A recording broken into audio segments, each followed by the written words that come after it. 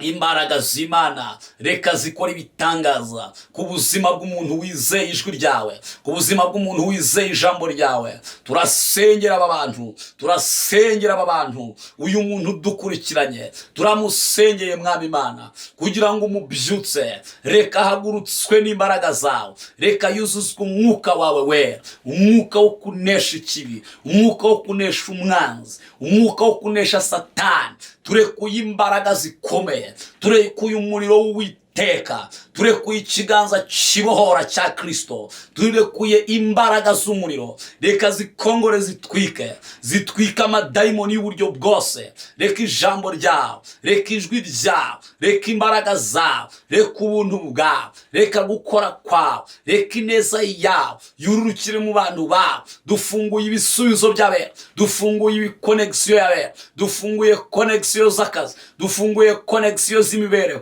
n'izina rya Yesu. Warutaye ubuzima reka yongera bwakire mu mbaraga z'umwuka wera. Yesaya yarahanuye mu bice 54 aravuga ngo icyakora bazaterana, ahari bazaterana, ariko sije nzaba mbateranije, kandi izo nama nzazitatanyiriza mu nzira zitandukanye. Uravuga ngo abana bacu, abana b'aba bantu bazigishwa n'Uwiteka, kandi Uwiteka we igihe tumaze duterera umusozi dore kirahagije. Abantu bawe gucamika, intama yawe gucamika, umuntu wese gucamika, umuntu wese kwakira. Nshuti z'umusaraba bakundwa muri Kristo Yesu, bana b'Imana, amahoro y'Imana abane namwe, kandi ubuntu bw'umwami wacu Yesu Kristo bube kuri mwe cyane. Turabashimiye kubwo kudukurikirana, mugakurikirana ubutumwa bwiza ndetse n'ubuhanuzi butandukanye iby'Imana iba yaduhaye.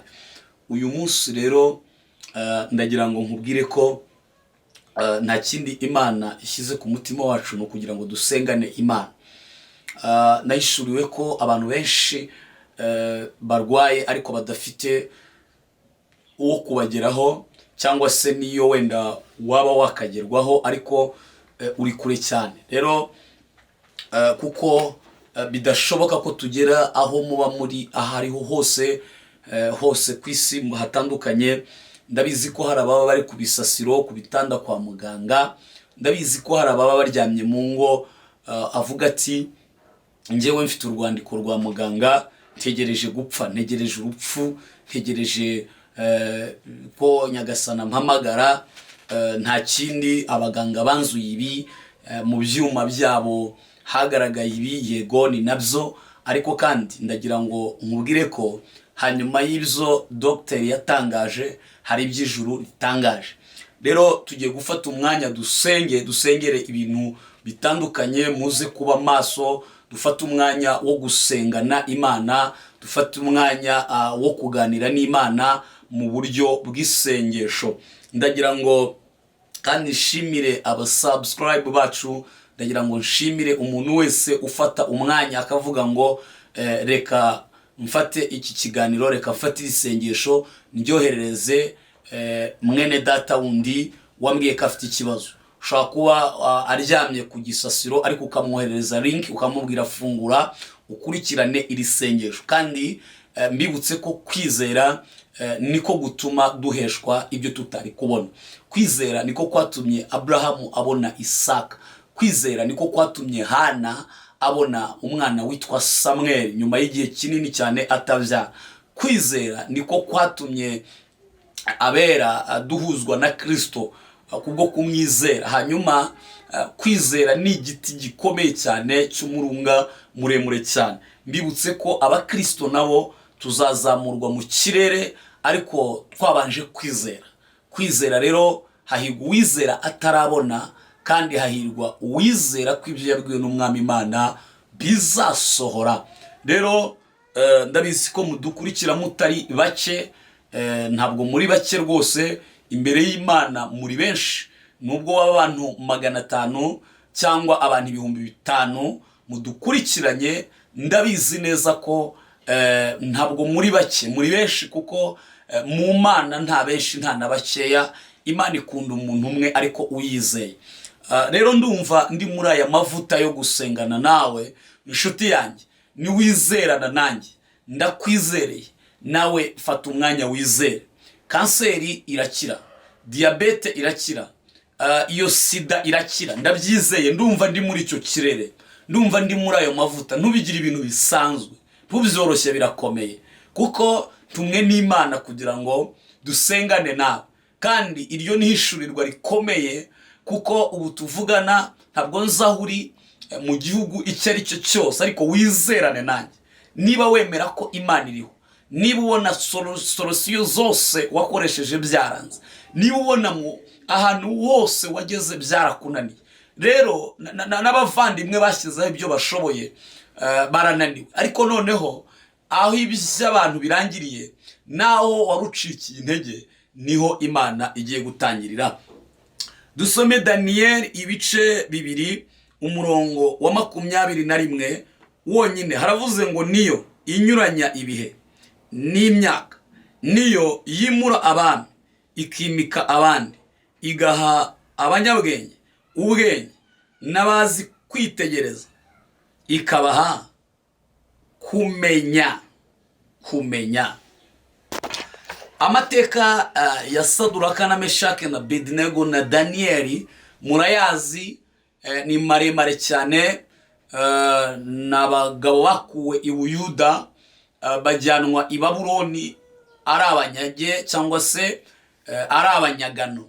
Hanyuma bageze i Babuloni ko mwami Nebukadinezari ku ngoma ye. Muri icyo gihe yari umwami ukomeye cyane, ariko mu gukomera kwe yari yarakomejwe n'Imana, kuko Imana yari yaramuhagurukije kugira ngo ihane amahanga yose kandi imugire igikoresho kibangamira abayinaniye. Rero Daniyeli nawe rero ari muri aba bari abanyagano, ariko yari umuhanga cyane, umunyamasengesho cyane, umwinginzi w'ubwami bw'Imana cyane, umukiranutsi cyane, umuntu uca bugufi cyane. Daniyeli yari umunyabwenge cyane. Hanyuma sindajya mu mateka y'ibindi byinshi, ndagira ngo ngere kuri iri jambo.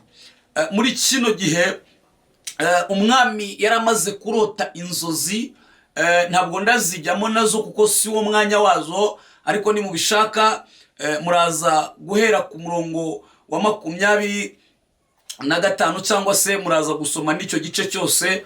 Hanyuma murumva amakuru ya Daniyeli, uburyo umwami yarose inzozi. Tuzagira umwanya wo kubisobanura cyane ko abantu batakibivugaho kubera ko badashaka kwiteza ibibazo, ariko kandi ndagira ngo babwire ko Imana itakurengeye ntawakurengera. Muri iki gihe rero umwami arota inzozi, ngarota inzozi igishushanyo cy'izaha cyangwa se igishushanyo kinini cyane, kibumbano kinini cyane, hanyuma cyari mu ishusho y'umuntu. Arota umutwe ngari zahabu nziza cyane, ibengerana nziza cyane kandi ikomeye. Arota igituza, arota amaguru. Hanyuma byose umwami amaze kubirota ngabyuka ahagaritse umutima, atumiza abapfumu, abakonikoni, abanyabwenge. Babuloni hari ishuri ry'abapfumu n'abakonikoni bigamo ibyo kuroga no gukora imirimo yose ya gipfumu na gikonikoni, kandi batangwagaho minerivare nyinshi cyane, baryaga ibiryo bihenze cyane kugira ngo bakomeze kuba abahanga, ariko bakorana n'uburyo bwa gipfumu. Hanyuma uyu mwami Nebukadinezari ngo yarose zino nzozi, atumiza inama, abwira abantu bose baraza, abo bapfumu, abakonikoni, abanyabwenge b'i Babuloni barakorana. Pagezaho ngaho mwami ababwira inzozi, ababwira ko yarose inzozi ariko kandi yazibagiwe. Hanyuma baramubwira bati rero niba wazibagiwe natwe nta kindi twakora. Ibyo byasobanurwa n'abantu bakorana n'Imana zera. Umukristo unyumva ahari yakavuze ngo amen. Ibyananiranye, ibidasobanutse, abantu bakorana n'Imana nibo babasha kubisobanura. Hanyuma uyu mwami ngo ararakara cyane, ategeka ko aba bantu bose bafatwa bakicwa. Hanyuma umugabo witwa Ariyoki, uyu mugabo yari umwicanyi ukomeye ruhagwa, yari umwicanyi w'umwana. Hanyuma ngo amusaba ko buri buke niba ntawe ubisobanuye abakure ku isi birangire, abaca amazosi birangire, kubera ko niba abasha kurota ibintu akabyibagirwa muri bo ntihagire ubisobanura. Aravuga ati ntabwo bakomeza kurya iby'ubwami na guverinoma yacu, ntacyo baba bamaze. Hanyuma ngo uwo mugabo Daniel aza kumenya ko iryo tegeko ryatanzwe, avugana n'uyu mugabo ushinzwe kwica bano bapfumu, aramubwira ngo wanjyanye ku mwami, ngamujyana ku mwami. Ubwo ni amateka maremare sinabigiyemo cyane. Hanyuma ngo agezeyo umwami amubwira uko bimeze. Daniel aramubwira ati mbabarira umpagahe, ndaje nzagaruka nkumenyesha ibyo ngibyo, kuko ibyo byonyine Imana dukorana niyo yonyine yabisobanura. Hanyuma ngo Daniel akora kuri Saduraka na Meshake na Abednego, arababwira ati rero tugiye gupfana n'abapfumu binaha n'abanyabwenge binaha, none nimuze dusase akarago dusenge Imana yacu ize gusobanura ibi bintu n'izi nzozi. Hanyuma ngo basenze Imana iraceceka, ariko bararyama. Ngo baryamye Imana irabamanukira, hanyuma Daniel imwinjiramo imusobanurira inzozi zose umwami yagize gute yarose. Rero amaze kuvugana n'umwami, umwami yaratangaye cyane, aravuga ngo ibi bishoboka bite? Ibi bishoboka bite? Imana yanyu irahambaye. Ngo ategeka ko bamwosereza imibavu. Ariko Daniel arimo abimubwira, amaze kubimubwira yaramubwiye rino jambo rikomeye, aramubwira ngo mwami nyagasani, Imana niyo inyuranye ibihe, kandi niyo yimika abandi ikimura abandi, ngo kandi niha abanyabwenge kwitegereza bakamenya. Uyu mwanya niba uri mu gitondo, niba uri nimugoroba, niba uri nijoro, ntabwo mbizi, ariko icyo mpamya ni uko kuri iyi saha udukurikiranyeho ugiye kubona Imana inyuranye ibihe ku buzima bwawe, kandi ugiye guhabwa kwitegereza no kumenya. Abanyabwenge ni bande? Ni abantu bamenye Kristo nk'umwami n'umukiza w'ubugingo bwabo. Niwe bwenge bw'Imana, kandi niwe uhishura ibihishwe, niwe muhanuzi ukomeye, niwe mwami n'umutambyi icyarimwe, niwe mutabazi wacu, niwe byiringiro byacu. Rero mwene data, iyo ndwara yaragucanze, nawe ubwawe ufite amamiliyari kuri konti, kandi ntacyo utakoze ngo ukire. Mukuri mashine zose cyangwa se scanner zose n'ibindi bitandukanye wabinyuzemo, nta kutagize. Uwo mutwe nta binini utanyweye, ntabyo utagerageje, warawimitse, ntacyo utakoze. Wanyweye za paracetamol, nta kutagize. Wikoreye za massage, nta kutakoze. Wagiye mu baganga batandukanye, ntacyo utakoze. Ndagira ngo rero nkubwire, uyu mwanya izerane natwe. Imana yera yabanye na Daniel agasenga igahishura, niyo yaduhishuriye kugomba gukira, niyo yaduhishuriye kugomba kwakira igitangaza cyawe. Kandi nawe urwaye mu nda, kandi nawe urwaye kanseri, kandi nawe urwaye indwara y'umutima, kandi nawe ucuruza uhomba, kandi nawe utinze gushaka, kandi nawe abahungu baza bakagenda, kandi nawe wa muhungu iyo myaka 40 ufite ukaba ukivuga ngo ntabwo urakura, ntabwo ari wowe, nta hari imigozi iguhamiriye. Izerane natwe muri iri sengesho, izere, uzatanga ubuhamya aho hasi muri comment. Izere muri uyu mwanya tugiye gusengera muri iri jambo rivuga ngo niyo inyuranye ibihe, kandi Imana igiye kunyuranya ibihe.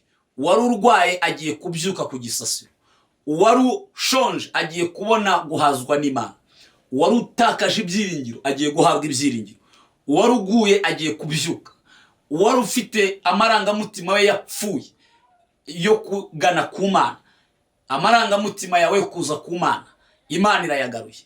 Kandi uturemangingo twawe twongere dukonektane na Yesu, kandi imbaraga zisumba byose zongere zikubohore, zongere zikubeho, zongere zibane nawe muri iki gihe gikomeye, muri iki gihe isi iri mu mwijima, iri mu icuraburindi. Ndagusabye izerane nanjye, tugiye kurasana n'abadayimoni, tugiye kurekura amabomba atonike mu isi y'umwuka, tugiye kurekura za mashini gande mu isi y'umwuka, tugiye kurekura amatopido mu isi y'umwuka, tugiye tugiye kurekura imbaraga zibohora, kandi mu izina rya Yesu, mu izina ritari iryacu, mu izina ry'uwapfuye akazuka, ndizeye ko ugiye kubohoka, ndizeye ko ugiye gutangira iyo business, ndizeye ko icyo gihombo kigiye kukuva imbere, ndizeye ko ako kazi ugiye kukinjiramo, ndizeye ko wari ukwirukanye ari ugiye kwirukana, ndizeye ko wakugambaniye agiye kubona Imana usenga, ndizeye ko aho wicaye muri ofisi niba wizeranye nanjye ugiye guhabwa promotion do last for the stance, ndizeye ko ugiye guhabwa imbaraga zo gusenga muri uyu mwanya, ugiye kuba connected n'ijuru, ugiye kongera wumva imvugo y'Imana, ugiye kongera wumva ijwi ry'Imana, ugiye kongera wumva imbaraga z'Imana, ugiye kongera wumva ububasha bw'Imana.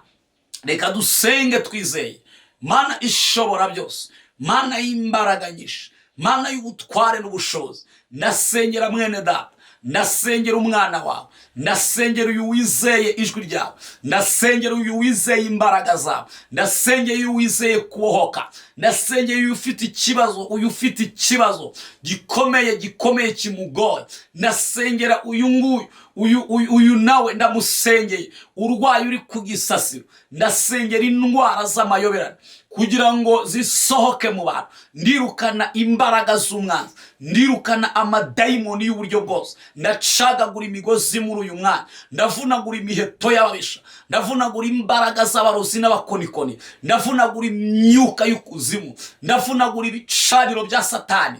Uyu muntu umaze igihe aryamye ku gisasiro, aba bene data barwaye, reka babyutswe n'imbaraga zawe. Aba badokiteri bapimye bakababwira ngo turi kubura indwara kandi bababara, reka bahagurutswe nawe ku gisasiro. Reka umwuka w'Imana ategeke, reka imbaraga z'Imana zikora, reka imbaraga z'Imana zimura imisozi, reka imbaraga z'Imana zihagurutse uyu muntu mu mbaraga z'umwuka wera. Ndategekesha ijambo ryawe, ndategekesha kwizera, ndategekesha mu mavuta w'Imana, ndatura imbaraga zo kubohoka, ndatura imbaraga zo gukira. Alose kotansele boshe de bonne stance. Ndakumva Yesu, ndasengera uyu muntu, ndasengera uyu mwene data, ndasengana nawe. Reka umuha imbaraga zo kwizera ijwi ryawe, zo kwizera ijambo ryawe. Uyu waruguye reka byutswe nawe, uyu warunaniwe reka ruhurwe nawe, uyu mutwaro umuri ku bitugu numuve ku bitugu mu mbaraga z'umwuka wera. Wari uvuye mu byizero, ndamusubiza mu byizero mu mbaraga z'umwuka wera. Reka abana bawe buzuzwe, reka intoma zawe zuzuzwe, reka umukumbi wawe ugaburirwe, reka ijambo ryawe ribohore, reka ijambo ryawe ribature, reka ijambo ryawe rikuri kuzimu, reka ijambo ryawe rikiza abantu ibyaha, reka ijambo ryawe rikura abantu mu mwobo, reka ijambo ryawe rikura abantu mu mworera, reka ribatereke mu mucyo tangaza. Reka imbaraga z'umwuka wera zikonektane n'abera mu izina rya Yesu. Uyu ushaka kwakira ijambo ryawe, uyu ushaka kwakira agakiza, reka yinjirwemo n'umwuka wawe, reka yinjirwemo n'imbaraga zawe muri aya masaha mwana, muri aya masaha mwana, muri aya masaha mwana. Turakwizeye mwana, twizeye ububasha bwawe mwana, twizeye ubushobozi bwawe mwana, twizeye icyubahiro cyawe mwana, twizeye kunesha kwawe Mana, twizeye itsinzi yawe Mana, twizeye ubushobozi bwawe Mana. Mu mbaraga z'umwuka wera dukonektanishije abantu n'ijuru. Reka abantu bave mu bidakwiriye, reka binjire mu bikwiriye by'umwuka w'Uwiteka. Reka babuze inzira ubacira inzira. Uyu muntu ucuruza homba, uyu muntu ugenda mu nzira yumva nta mbaraga, ndasenze mu izina rya Yesu kuri ibihombo mu business. Uyu muntu wicaye muri office, ndasenze kugira ngo mwami ukomeze umwicaze kandi usenye inama z'abagome, usenye inama z'abagambanyi mu izina rya Yesu. Imbaraga z'Imana reka zibohora abana bawe, imbaraga z'Imana reka zikora ibikomeye imbaraga z'Imana reka zikora ibitangaza ku buzima bw'umuntu wizeye ijwi ryawe, ku buzima bw'umuntu wizeye ijambo ryawe. Turasengera aba bantu, turasengera aba bantu, uyu muntu dukurikiranye turamusengeye mwami Imana kugira ngo umubyutse. Reka hagurutswe n'imbaraga zawe, reka yuzuzwe umwuka wawe wera, umwuka wo kunesha ikibi, umwuka wo kunesha umwanzi, umwuka wo kunesha Satani. Turekuye imbaraga zikomeye, turekuye umuriro w'Uwiteka, turekuye ikiganza kibohora cya Kristo, turekuye imbaraga z'umuriro. Reka zikongore zitwike amadayimoni y'uburyo bwose. Reka ijambo ryawe, reka ijwi ryawe, reka imbaraga zawe, reka ubuntu bwawe, reka gukora kwawe, reka ineza yawe yururukire mu bantu bawe. Dufunguye ibisubizo by'abera, dufunguye ibikonegisiyo y'abera, dufunguye konegisiyo z'akazi, dufunguye konegisiyo z'imibereho mu izina rya Yesu. Warutaye ubuzima reka yongera bwakire mu mbaraga z'umwuka wera. Yesaya yarahanuye mu bice 54 aravuga ngo icyakora bazaterana, ahari bazaterana ariko sije nzaba mbateranije, kandi izo nama nzazitatanyiriza mu nzira zitandukanye. Uravuga ngo abana bacu, abana b'aba bantu bazigishwa n'Uwiteka, kandi Uwiteka we igihe tumaze duterera umusozi dore kirahagije. Abantu bawe gucamika, intama yawe gucamika, umuntu wese gucamika, umuntu wese kwakira, umuntu wese kubona mu maso hawe. Ambika imbaraga abana bawe mu izina rya Yesu. Dufashe ibitavuga Imana, dukubise hasi impaka za Satani. Tunanije ibicaniro by'abadayimoni, tunanije ibicaniro by'abarozi mu izina rya Yesu. Dukubise hasi imyuka y'uburyo ubwo ari bwo bwose. Reka ijwi ryawe riseseka, reka ijwi ryawe rikora ibikomeye, reka ijwi ryawe ritegeke, reka ijwi ryawe rikora ibitangaza mu mbaraga z'umwuka wera. Hola sido eno purify gon horia share bin instance egon mini hori. Ndakumva Yesu, ndakumva Yesu, ndakumva Yesu.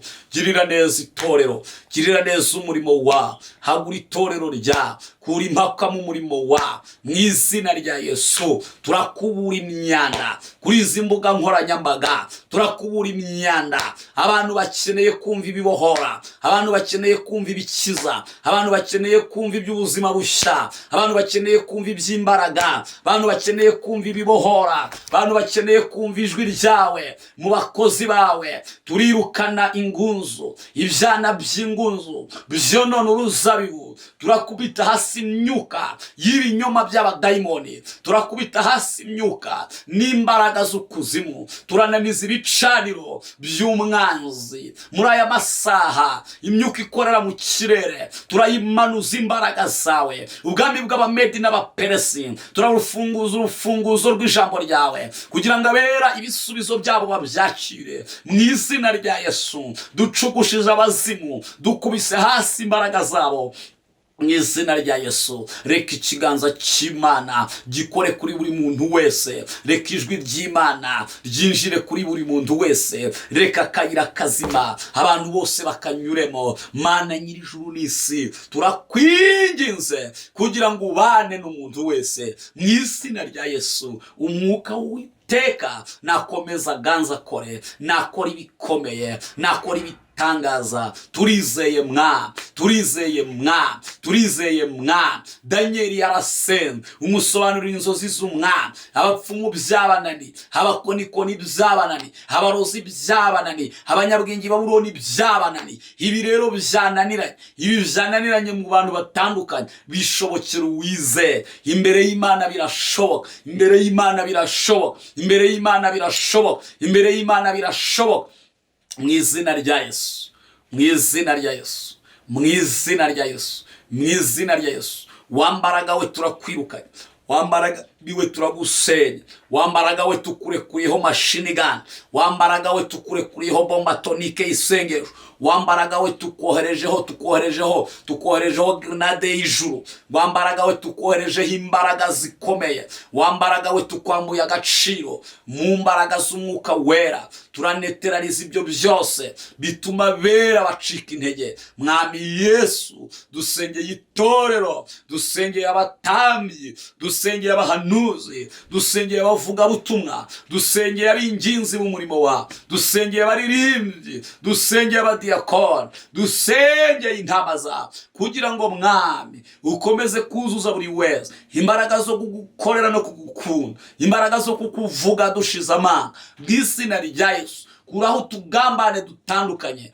akagambane k'abadayimoni turagasenya, inama z'ababi turazisenya, inama z'abagambane turazisenya, inama z'abarozi turazisenya, ibitavuga Imana turabisenya, imyuka mibi yose turayisenya, amaboko y'abadayimoni turayavunaguye muri uyu mwanya, turayavunaguye. Satani rekura abera, rekura abanyetorero, rekura intore z'Imana, rekura intama za Kristo, rekura umukumbi w'Imana. Dukumiriye ibitero byawe, dukumiriye imbaraga zawe, dukumiriye ubwami bwawe, dukumiriye abadayimoni, dukumiriye imyuka yose yaturuka ikuzimu kurwanya itorero ry'Imana. Dukubise hasi impaka n'ikintu cyose kishyira hejuru kurwanya kumenya Imana. Dukubise hasi imbaraga zose z'umwijima, izina rya Yesu. Mu mbaraga z'umwuka wera, reka umwuka w'Uwiteka ategeke kandi aganze. Twimuye imisozi imbere y'abadayimoni, tubarohashye mu nyanja yaka umuriro n'amazuku. Mu kwizera uracagaguye Yesu, ucagaguye imigozi abantu bari babohesheje, ucagaguye zino ngoyi abantu bari babohesheje, ucagaguye iminyururu abantu bari babohesheje, ukinguriye abantu bari bakingiraniye mu tuzu tw'umwijima, ukinguriye abera bari bafungiranye, urabakinguriye, ubahaye imbaraga, ubahaye ubutware, ubahaye ubushobozi bwo gukandagira inzoka na sikoropiyo n'imbaraga z'umwanzi zose. Luka 10:18 mu izina rya Yesu turahahagaze, dukandagiye sikoropiyo, dukandagiye imivumo, dukandagiye zakarande, dukandagiye imbaraga mbi, dukandagiye ibitero, dukandagiye imbaraga z'umwanzi, dukandagiye imbaraga zose mu izina rya Yesu. Ibuza abantu gutera imbere, ibuza abantu kubohoka, ibyo turabinyukanyutse mu mbaraga z'isengesho.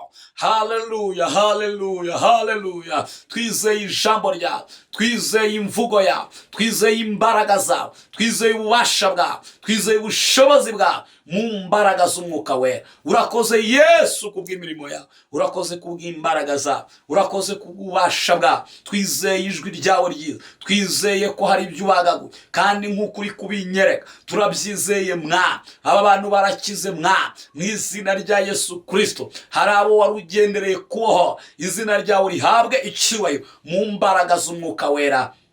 Amen, amen, amen, amen, amen, amen. Oh, haleluya, haleluya, haleluya.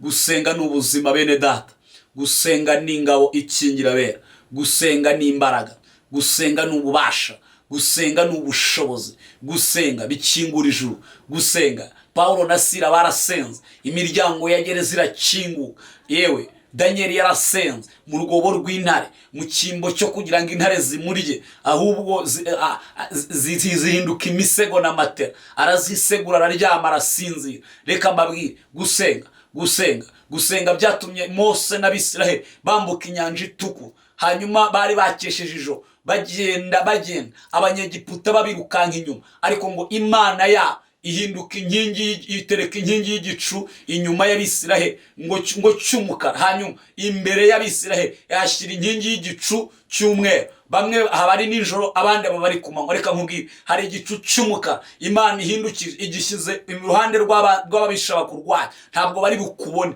ntabwo bari bukubone, bakesha amajoro n'amajoro, ntabwo bari bubone ubuzima bwawe. Ibyo bari bagambiriye bihindutse zero, ibyo bari bagiye kukohereza biravunaguritse, kandi ibindi bibasubiyeho mu mbaraga z'umwuka we. Uwo mwana wawe watwawe ubwenge, abo bana batwawe ubwenge bwabo buragarutse mu izina rya Yesu, buragarutse mu izina rya Yesu. Imana irabugaruye mu izina rya Yesu. Ibiguzi byatanzwe byose Imana ibitesheje agaciro mu mbaraga z'umwuka we. Yewe niwizera urabona ubwiza bw'Imana. Umva, niwizera urabona ubwiza bw'Imana. Ndakubwiye ngo niwizera uraza kubona ubwiza bw'Imana. Zamura kwizera kwawe, zamura kwizera kwawe. Niwizera uraza kubona ubwiza bw'Imana. Abazi agaciro k'isengesho, abazi imvugo y'Imana, Imana iravuga no mu isengesho ikavuga. Ndagira ngo nkubwire ko ibintu bibaye hano birakomeye, birakomeye. Uzashima Imana, uzashima Imana. Ndakwinginze ukimara kubohoka uzandike munsi ko wabohotse, dushima n'Imana nawe.